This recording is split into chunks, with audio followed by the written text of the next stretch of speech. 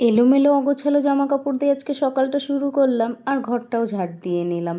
ওই জামা কাপড় গুছিয়ে বিছানা ঝেড়ে যদি ঘর না ঝাড় দিই খুব বিরক্ত লাগে। সকালে কিন্তু আমি একবার ঘর ঝাড় দিয়েই নিয়েছিলাম, আবারও দিলাম।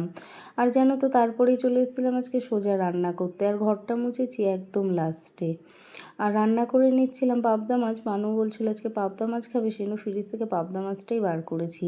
আর কাতলা মাছও ছিল, সেটা আর বার করিনি।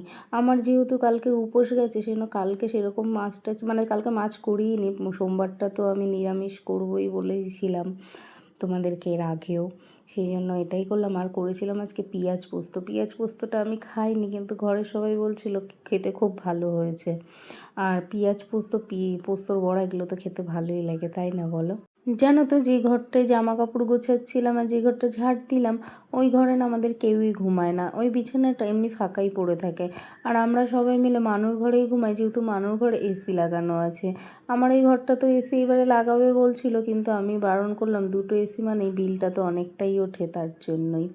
দেখো, ঘরটা মুছতে চলে আসলাম। ঘরটা মুছে সোজা স্নান করতে চলে যাবো। আজকের ভিডিওটা তোমাদের কেমন লাগলো সেটা কিন্তু কমেন্টে জানাতে একদম ভুলো না।